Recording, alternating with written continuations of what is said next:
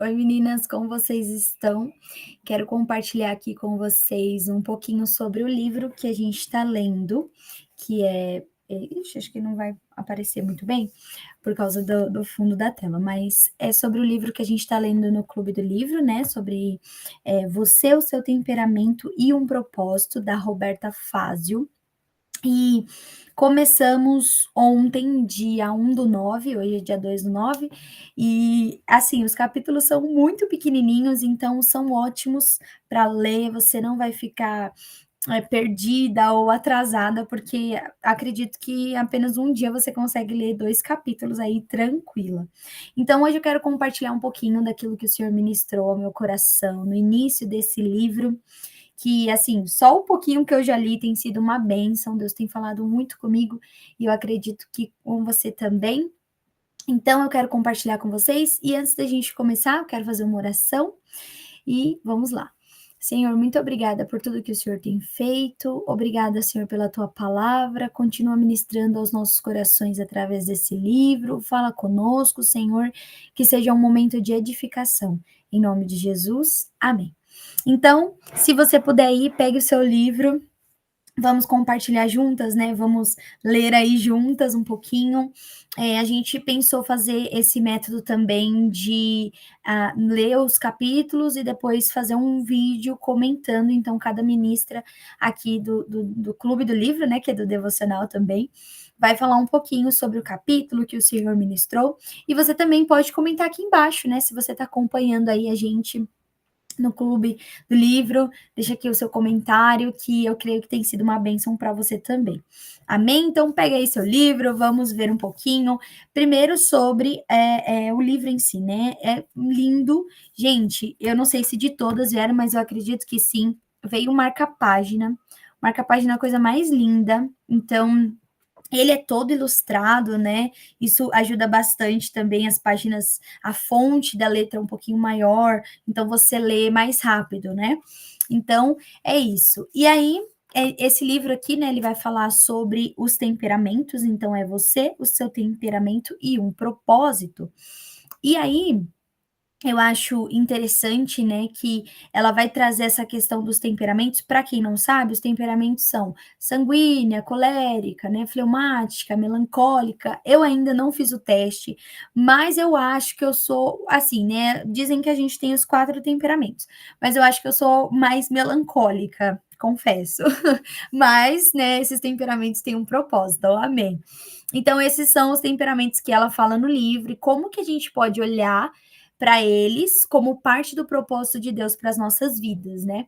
E aí, quando você vai abrindo o livro, você vai vendo os depoimentos, e é muito legal. Eu sempre gosto de ler os depoimentos, né? Que fica aqui no comecinho. Eu não vou conseguir mostrar o livro porque eu tô com um desfoque, né? Mas eu gosto de ler os depoimentos porque também tem algumas coisas que alguns amigos, né? Alguém que acompanha o autor ou a autora reflete aqui, mostra pra gente e pode trazer como uma lição mesmo e entender um pouquinho do que o livro vai falar. Então, se você geralmente pula a parte dos depoimentos, vale a pena você ler, ok? E aí, sobre os depoimentos, eu vi um aqui que é da Larissa Couto.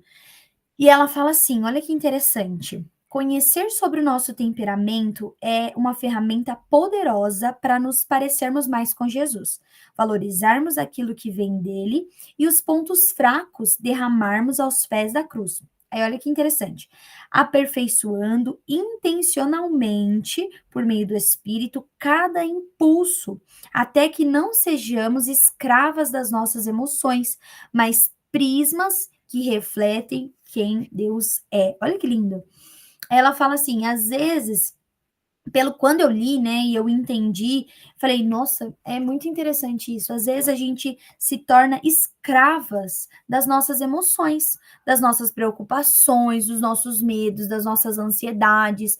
Elas acabam regendo e dominando a nossa vida. Então a gente precisa tomar muito cuidado. A gente precisa deixar com que o Senhor reine sobre as nossas vidas, né? Que prismas que refletem quem Deus é.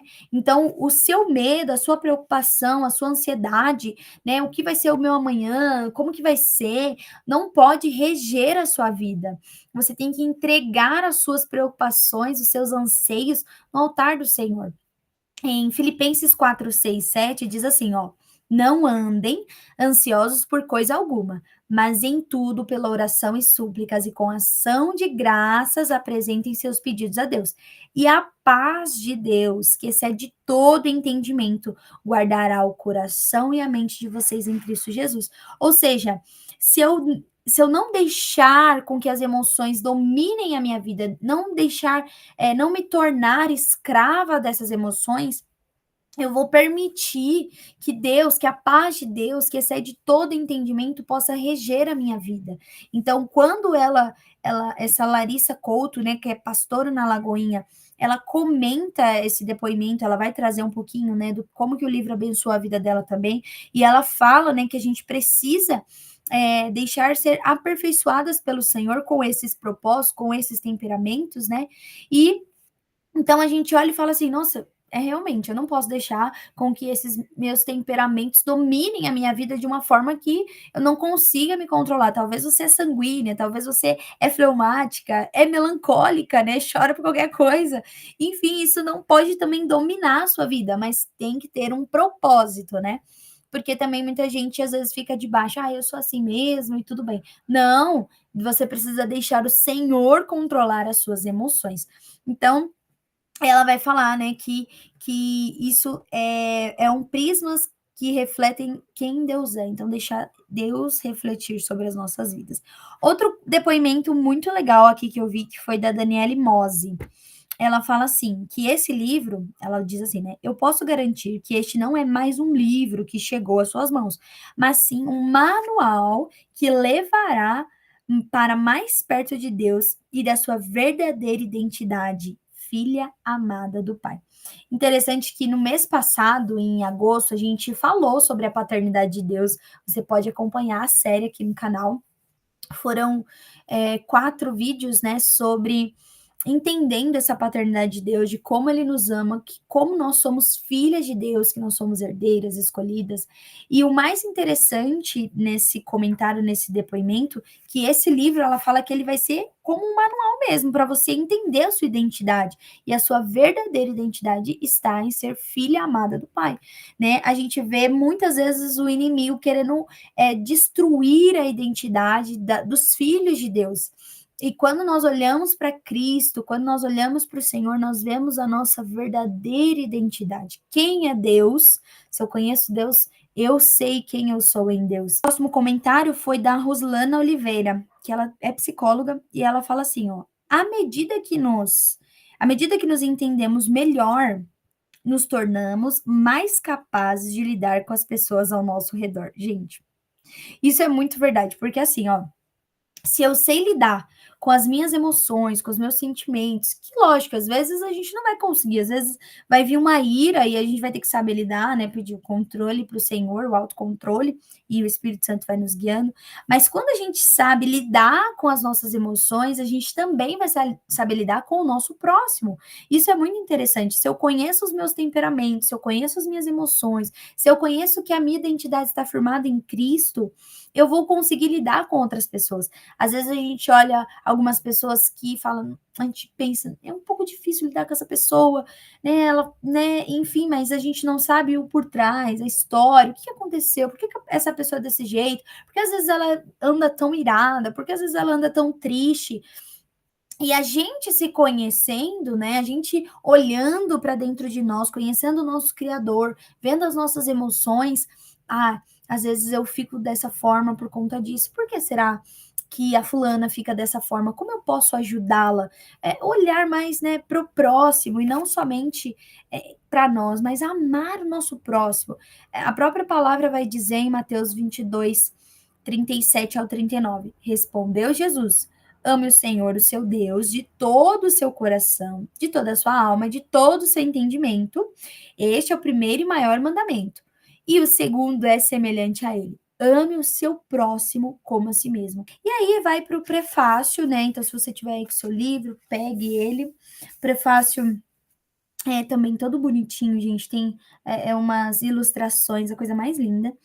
E aí no prefácio, vai falar o próprio esposo dela, Marco Paulo, ele, traz um depoimento também que tem muitas coisas boas aqui também que a gente pode comentar.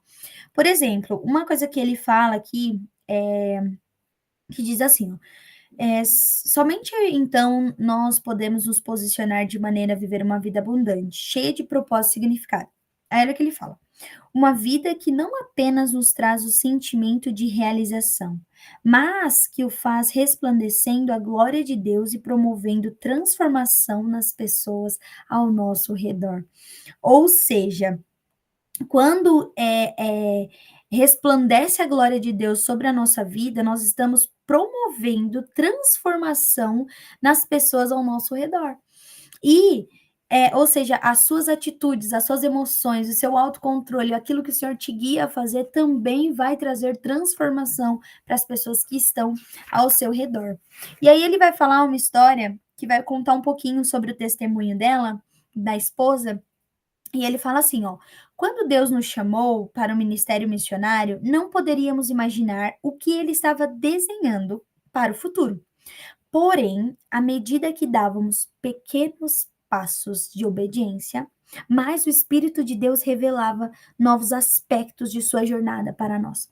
Ou seja, né, olhar para esse depoimento do esposo, o prefácio, né, ele fala que, quando o Senhor chamou eles para esse ministério missionário, eles não podiam imaginar, né, o que Deus estava desenhando. Eu acho interessante isso, porque, às vezes a gente quer que Deus mostre o completo daquilo que ele tem para as nossas vidas. Senhor, me mostra no mapa, assim, sabe? Me desenha tudo o que vai acontecer na minha vida, Senhor. E não é assim. Eu entendi com o tempo, e foi um pouco difícil, mas eu entendi que o Senhor mostra etapas, sabe? É como um mapa mesmo, mas não de forma que, olha, vai ser dessa forma. Não, ele vai mostrando as linhas, os caminhos, ó, vai aqui, essa é a primeira etapa. Passou a primeira etapa, conseguiu, vamos para a segunda etapa, vamos para a terceira, e você vai aprendendo várias coisas. Então, a gente não consegue imaginar o todo do que Deus tem para as nossas vidas, cremos que Ele tem, e a própria palavra dele diz que Ele tem o melhor para nós, Ele tem reservado o melhor para as nossas vidas, né? Nem olhos viram, nem ouvidos ouviram o que Deus tem preparado para aqueles que esperam nele. Então, à medida que nós deixamos Ele guiar as nossas vidas, nós vamos entender os propósitos que Ele tem para nós. Então, ele vai falar aqui, o esposo dela, né, que eles não imaginavam, né, o que Deus estava desenhando para o futuro. Então, Deus tem o melhor para sua vida, Deus tem o melhor para minha vida. A gente não vai entender por completo, mas o Senhor vai mostrando os passos que nós vamos dar e precisamos dar. E aí ele fala assim que conforme eles davam esses pequenos passos de obediência, mais o Espírito Santo revelava esses novos aspectos da jornada para eles. Então, muitas vezes Deus não mostra o todo, porque Ele quer que a gente dê pequenos passos de obediência. Então, como eu tenho dado esses pequenos passos de obediência? O Senhor tem me falado pequenas coisas, assim, ó, faz isso, ora pela essa pessoa, conversa com essa pessoa. Eu tenho sido fiel, eu tenho sido obediente nesses pequenos passos. Então é isso. Quando eu sou obediente, o Senhor vai me mostrando mais coisas. Lembra que eu falei? A questão das etapas, né? A nossa vida tem processos, a gente precisa aprender sobre esses processos e são etapas. E quanto mais a gente vai dando esses pequenos passos de obediência, mais o Senhor vai nos mostrando mesmo, revelando esses novos aspectos da nossa jornada que Ele tem para nós. Amém? E aí, eh, depois ele vai comentar também aqui, a história da Roberta é uma testificação que não há limites para o que Deus pode fazer através de uma vida completamente rendida em sua presença. É na intimidade do Pai que recebemos a revelação de quem nós somos e para qual propósito fomos criadas.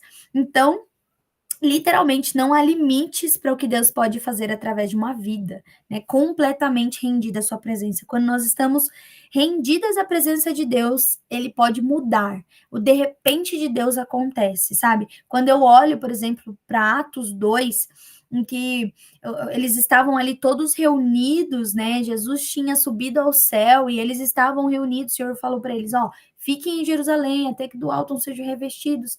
E eles ficam ali naquele cenáculo juntos, orando. E aí a palavra diz que de repente veio um vento veemente, impetuoso, e veio sobre aquela casa e todos foram cheios do Espírito Santo.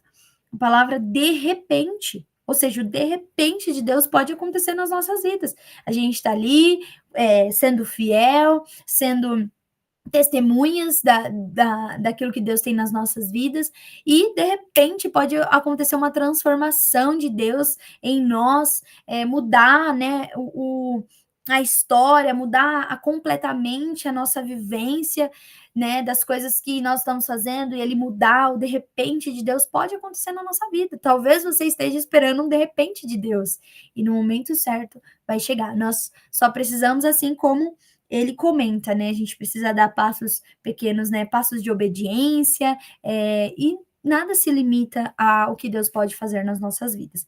E aí a gente entra para o capítulo 1.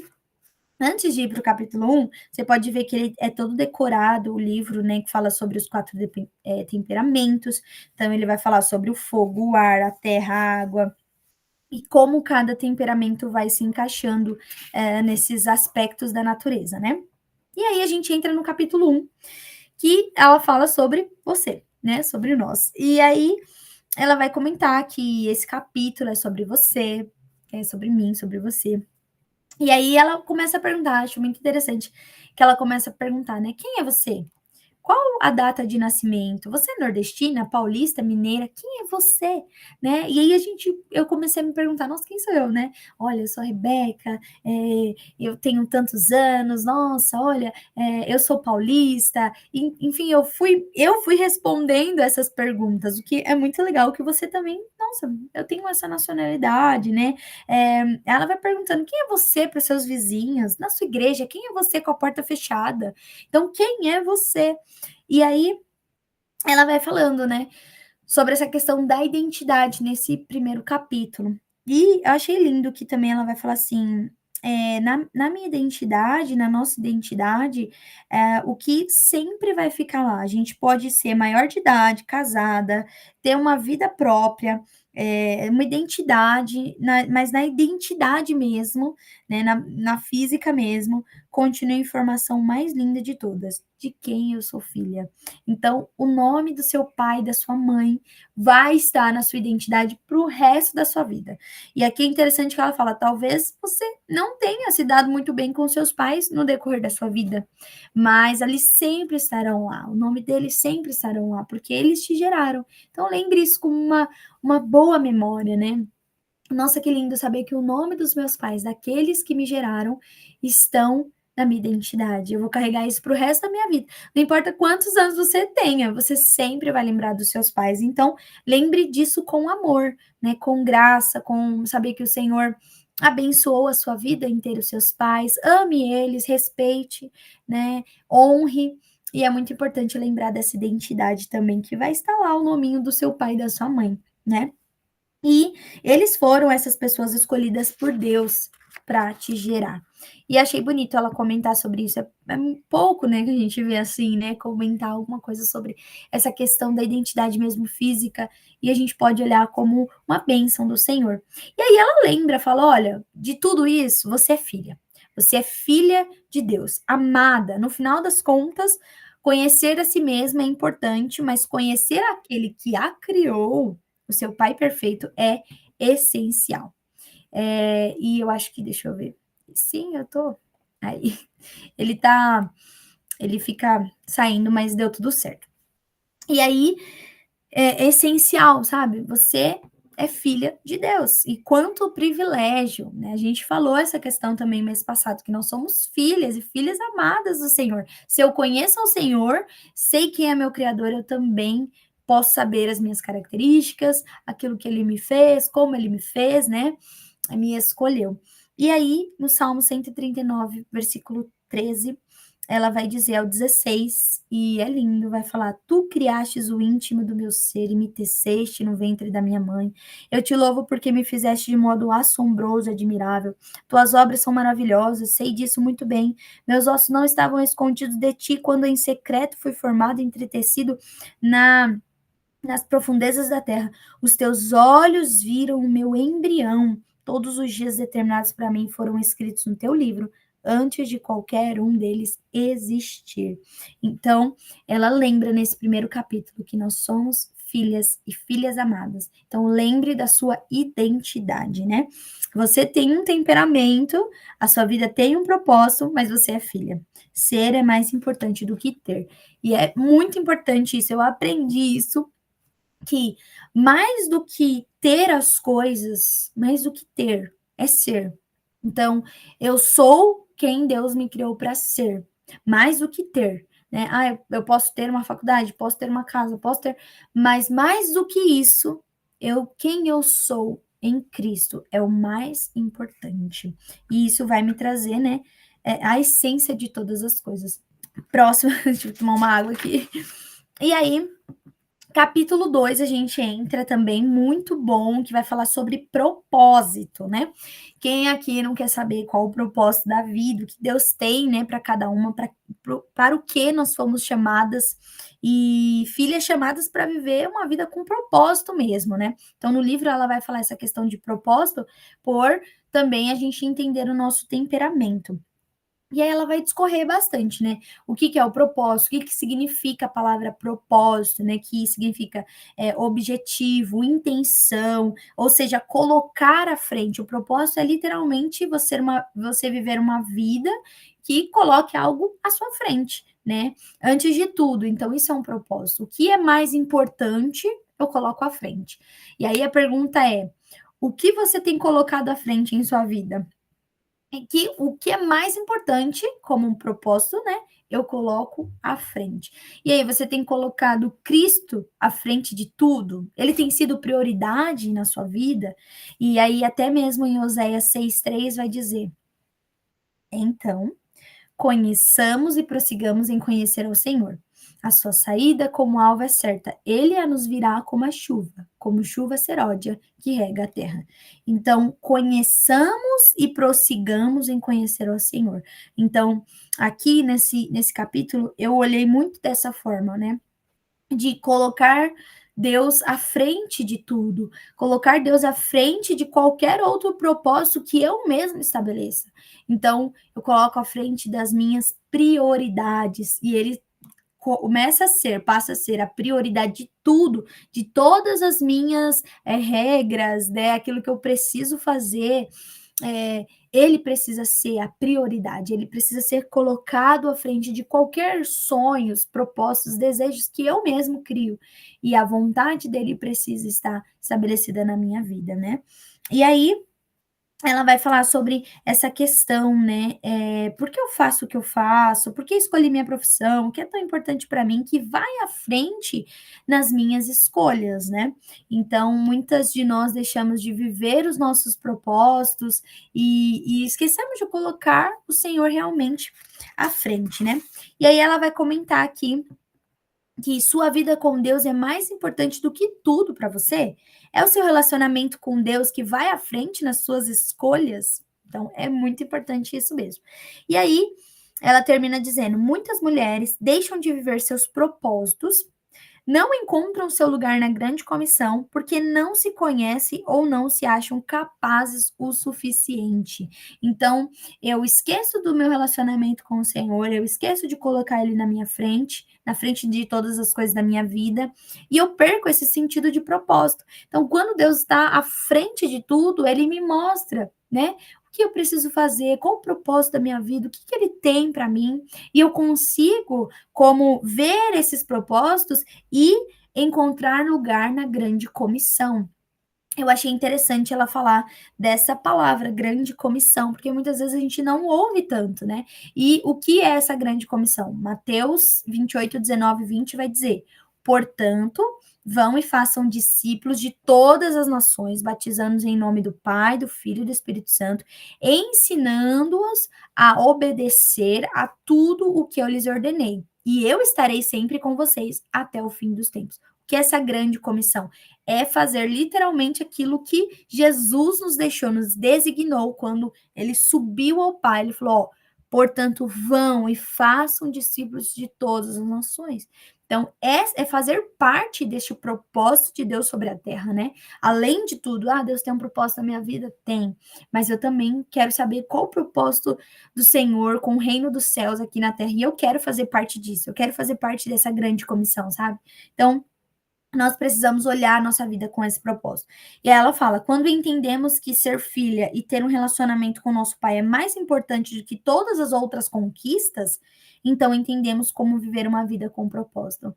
Então, viver uma vida com propósito é ter esse relacionamento com o pai, que é mais importante de tudo, e eu vou entendendo, né, as outras coisas de como viver este propósito com Deus.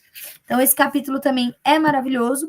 E ela finaliza, né, com a visão da almofada, o que mostra um pouquinho aqui, quando a gente lê, do ministério dela, de como começou. Acho legal quando o livro fala, né, de como que surgiu isso, como que Deus trouxe ela para esse lugar, o porquê da escrita. Então a gente vê realmente um propósito de Deus. E ela fala aqui, né, ela vai contar que ela estava grávida do seu primeiro filho, né? E aí ela foi junto com o esposo dela ministrar louvor num domingo numa igreja, eles foram convidados, e aí ela fala que ela tem uma visão, e a visão era